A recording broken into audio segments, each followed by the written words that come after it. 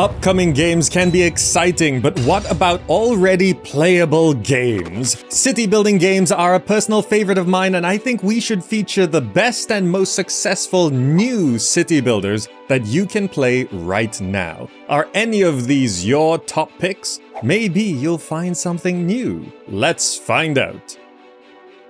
Beginning the construction, Frostpunk 2. I of course have to get this one right out of the way. This is a post-apocalyptic, snowy, icy city builder where you develop, expand, and advance your city in a society survival game set 30 years after an apocalyptic blizzard ravaged Earth. This is the sequel to one of the best city builders of the last decade.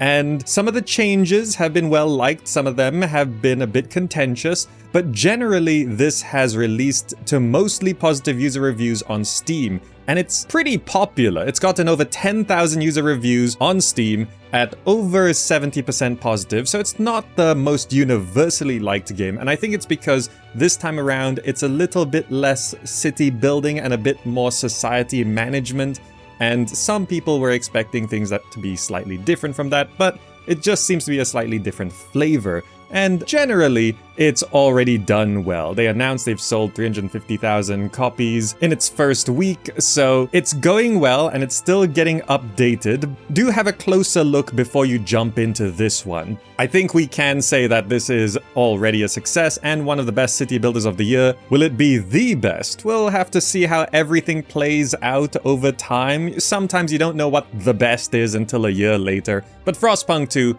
a good one that if you like the first one, you'll probably generally like this one. And now for today's sponsor, an ancient Roman city builder that I have covered before without being sponsored, called Citadelum. Click the link below to check it out on Steam.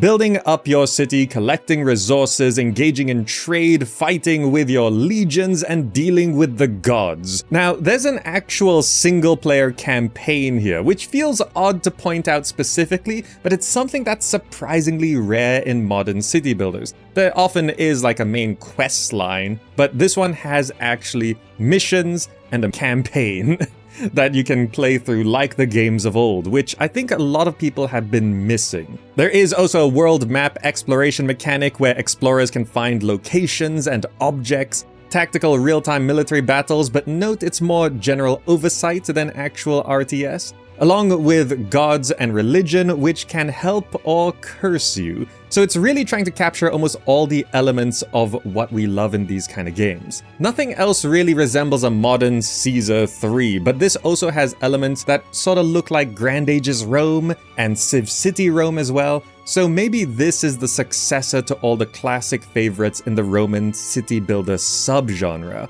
The game has released onto Steam to positive reviews, so remember to click the link below to have a closer look at Citadelum. Thank you for your support, and thanks to Abilite Studios for sponsoring. For one that's entered early access, MEMORIAPOLIS. Now, this one is still in early access, and we could talk about the definition of what's released or not, but this is playable. And generally this list, if you're wondering about the specific curations, I'm looking at games that have either fully released or entered early access, like recently, not too long ago, because we know there's games that have been in early access for so long, like the ones you saw in the intro. They're good, but they're not new. Anyway, MEMORIAPOLIS is where you're constructing a city that's gonna span 2,500 years of history, from antiquity to the Age of Enlightenment. You'll be choosing a culture, managing resources, facing historical events, building wonders to achieve the status of capital of capitals, and leaving your mark on history.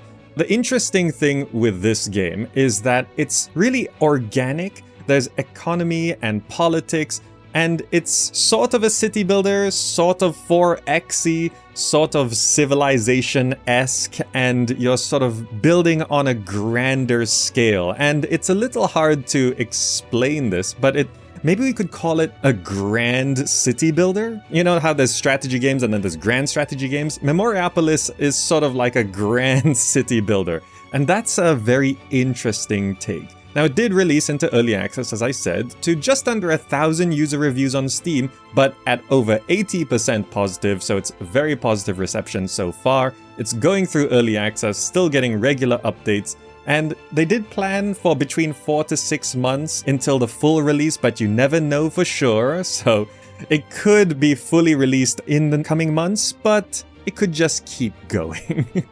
This is a city builder that will go through 4 ages in one city, and it is a bit more on the grander scale, which is an interesting take to the city builder genre.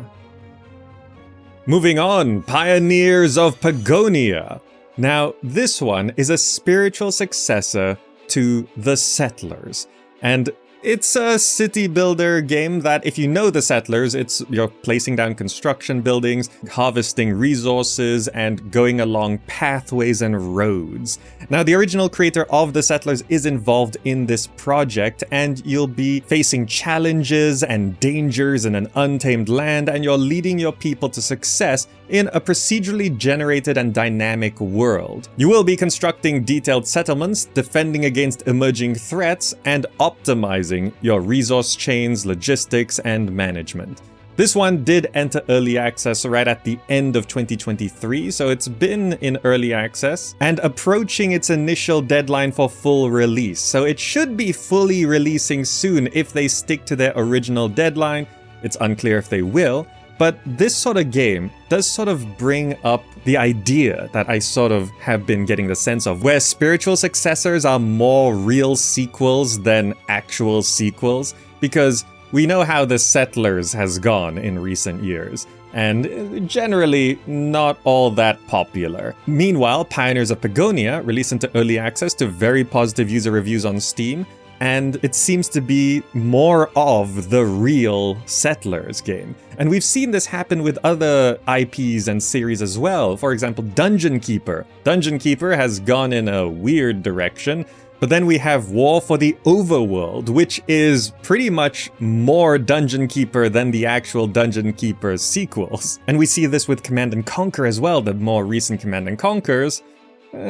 But, we've seen so many spiritual successors sort of uprising, Tempest Rising, 9-Bit Armies, all these other games trying to get in on the action. So Pioneers of Pagonia does sort of present one more of these examples where the spiritual successor might be more of a real sequel than the actual official sequel. And that's an interesting thing to keep an eye out for.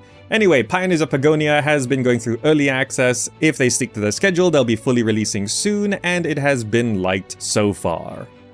Hey, now that you're a bit into the list, I'm sure you're enjoying it, so it would be greatly appreciated if you can like the video. And if you want to support, use the GOG referral link below to buy any game or become a patron on the Patreon if you want to support me doing more city builder content. Thank you. Alright, next game. New Cycle. Here we have a post-apocalyptic city builder, and that is of course been a trend for a while now. We've seen many post-apocalyptic city builders come and go, some have lasted longer than others, and rebuilding in a post-apocalypse I think is just an increasing trend. You'd think it would get tiring, but no, they keep coming and they keep getting liked. So post-apocalypse city builders is here to stay, and I think it's just sort of a good sort of setup. You're building a city from scratch.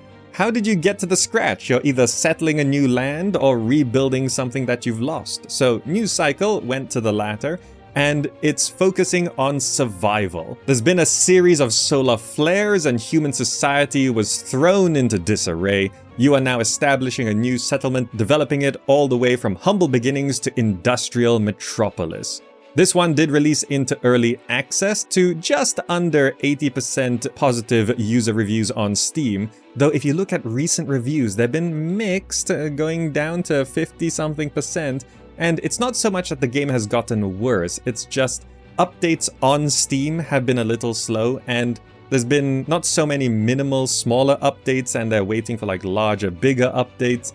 so it just sort of feels like not much is improving as time goes on. But hopefully News Cycle does pick up the pace with updates and information going out, particularly on Steam where most people are looking, because so far it has proven to be a pretty decent game. Building up your settlement, facing this uncaring world, leading your people, it visually looks, I mean, dark and depressing, but it visually looks kind of good as well, so that's kind of nice. But also, I think in the face of more mainstream, popular, post-apocalyptic survival city builders like Frostpunk 2, News Cycle really has to up the ante or bring something new to this cycle of post-apocalyptic city builders. And we'll see how it goes for the rest of Early Access moving forward. Then we've got Fabledom. Set in a wholesome fairy tale world, Fabledom is a laid-back city builder. You're gonna enjoy the growth of your settlement, interact with your neighbors, and defend your kingdom from magical creatures, but it's not gonna be too stressful. It's all to find true love and to live happily ever after. I mean, this looks like you're building Duloc from Shrek or something, and it is more charming, light-hearted, cartoony approach, and with all the post-apocalyptic, dark, gritty, grimy city builders, maybe it's okay to have a nice, light-hearted, fun one. And Fabledom is sort of proving that. It's showing that not everything has to be dark and serious. This one did release already to very positive user reviews on Steam, overall at about 86% at the time of recording, with a good 4,000 to 5,000 user reviews. And it just seems like a nice chill time, because you're building up from a small village to a bustling fairy tale kingdom, and you'll be meeting and interacting with magical creatures, and you adapt your playstyle to find true love, because apparently romance will strongly shape the way you play this game. Fabledom has this focus on love and candor, and it sort of tries to bring these new emotional ideas to the city building genre. But it does still have building up an army and defending against these invasions from mythical creatures. It does try to have everything that people are looking for. It's just, I think, if you're into the vibes of this being a bit more chill, cozy, cartoony, then you'll be able to get into this. It's not like lacking any major gameplay mechanics. So I think whether you get into Fabledom or not, it's depending on whether you like the theme more than anything else. Okay, then one that I kind of have to ask a question about, TerraScape. This is a game where this kind of building game has sort of grown in popularity in recent years, and the premise of TerraScape is that you are building this gorgeous kingdom on floating islands by strategically placing buildings. It's a city puzzler. Now, puzzle city building has been a thing. I mean, if you think to Caesar 3, a lot of people don't like the old Impressions games. Caesar 3, Pharaoh, Zeus, Emperor, they don't like them because they're kind of more puzzle city builders. And then that sort of leans into games like TerraScape, where they're sort of city puzzlers. They're a bit more puzzle than city, but also it's still a city, so is this a city builder? It's a little hard to draw a hard line, but I'm listing this here because it did release fully and to very positive user reviews, just under 90% on Steam at the time of recording. So TerraScape looks good, plays good for what it is, but do keep in mind that if you're going to jump into it, it is more of a puzzler city builder rather than a city builder puzzler, and just know what you're jumping into. Nice features here, though, are you're discovering secret combinations when you're placing down these structures. There's adjacency bonuses, that's sort of a big thing. And there's weekly challenges. You can explore randomly generated maps in single and multiplayer game modes. There's co-op and online co-op. There's actually a lot here, even competitive building. Although it is more of a puzzle city builder, it does offer a lot, and they are very clear and honest on the Steam page about what TerraScape does not offer. There's no resource management, forex strategy, citizen simulation, combat. There's none of that.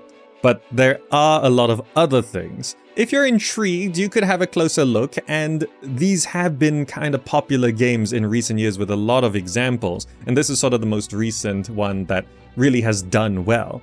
You can have a closer look at TerraScape, but just know what it is before you get into it. Next we have one that a lot of people were looking forward to, and it's entered early access, Laysara Summit Kingdom.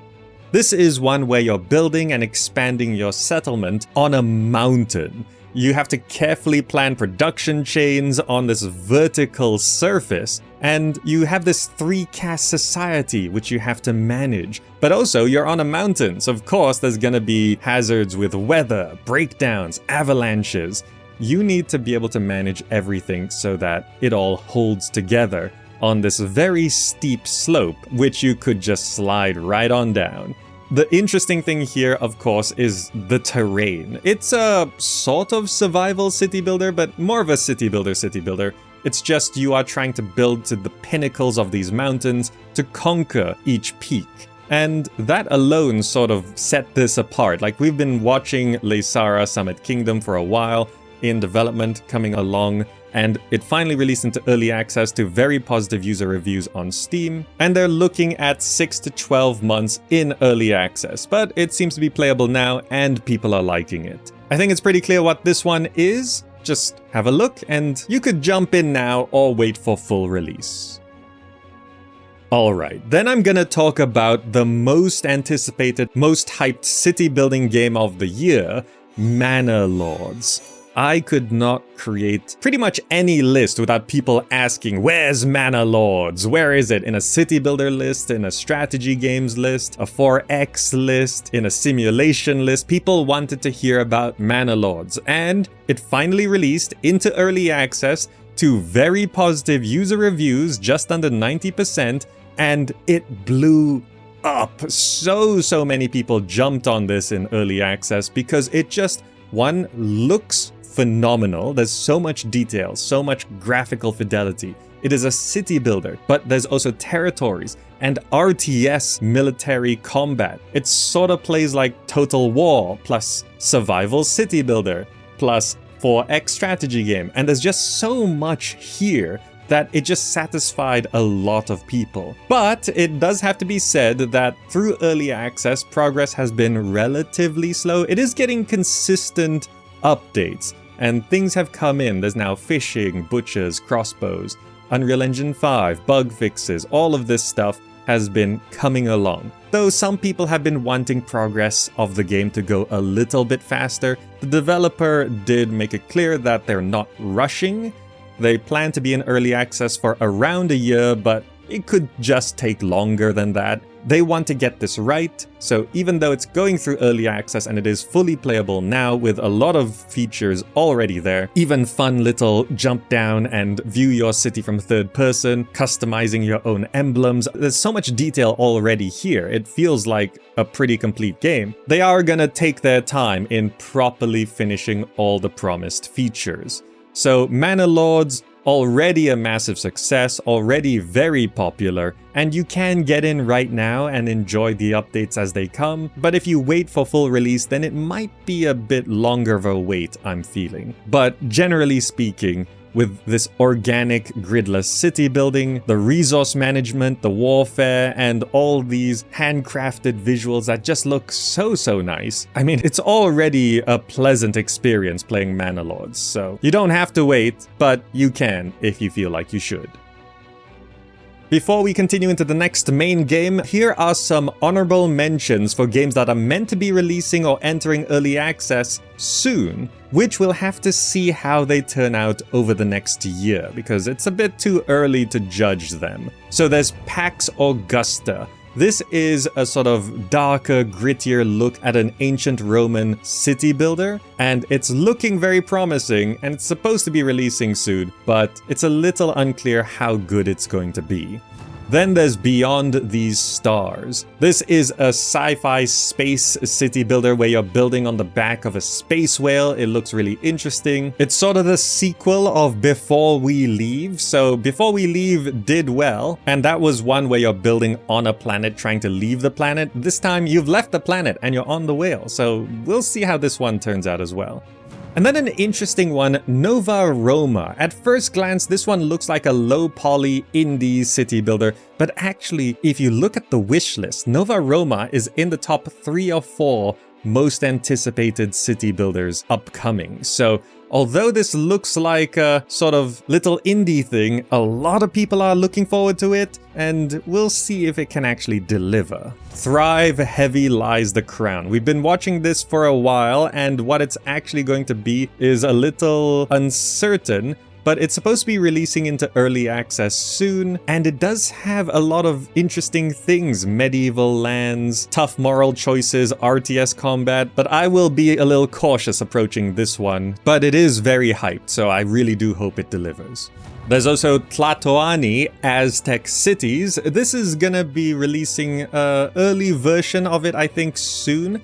Now, this is a game that is about building up a city, and you're playing as an Aztec civilization, and it does look very inspired by classic games. It is a bit more of an indie game, but it was picked up by Paradox Arc, so we'll see if that can really elevate this game to something that a lot of people can enjoy. Then a very interesting one that is going to be entering early access, Worshippers of Cthulhu. This one is a Lovecraftian city builder, and I expect this one to stay in early access for a long time because it's published by Crytevo. They tend to just take a long time in early access, even though they do estimate about a year. But it's just this idea of a Lovecraftian city builder that alone sort of sets it apart, and I do want this to be something special. But we'll see how that goes through early access over its first year. And as a final bonus mention, I do want to talk about Cities Skylines II for a little bit. This is not a new game. It fully released in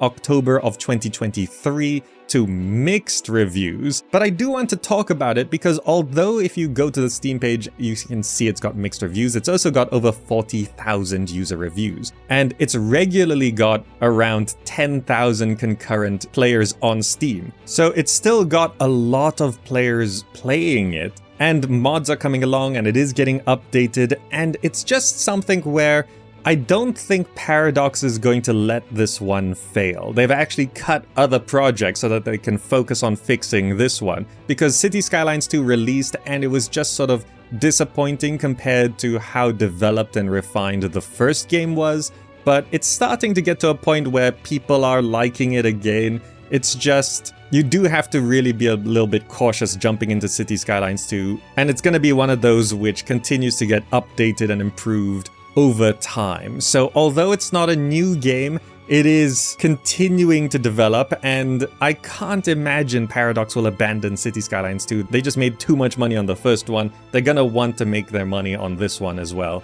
So someday Cities Skylines 2 will probably overtake the original. It's just going to take a lot more updates, refinement, and mods. But I thought I should talk about it because it's still feeling kind of new considering all the changes. It just would have been nice if it had those changes and fixes on launch day. And then I'm going to talk about Against the Storm.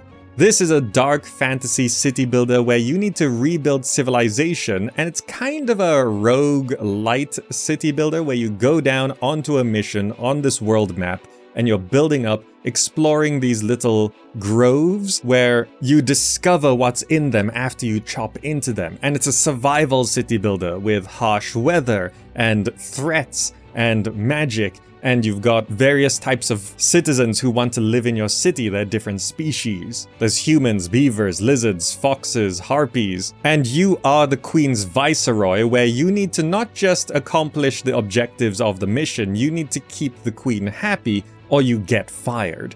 Now, Against the Storm fully released just at the end of 2023 to overwhelmingly positive user reviews, 95% positive.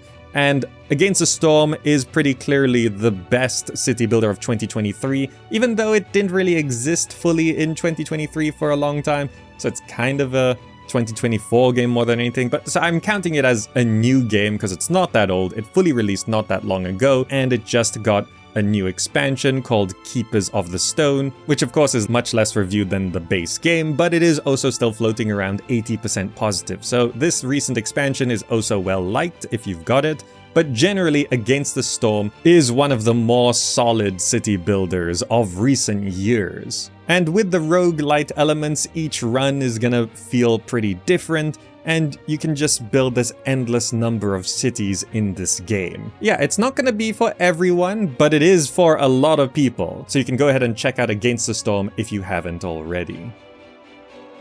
That was a bunch of games. Which one was your favorite, and do you think any others deserve a mention? Remember, games like Timberborn Foundation, Farthest Frontier, and The Wandering Village are all also very good city builders, but they've been in early access for many years at this point. They're not new, but if you want to check those out, also good ones. This is also, of course, just one list of many that I've made. Maybe the game you're looking for is in another on the playlist. Check that linked on screen and down below. Thanks for watching, and I'll see you in the next video.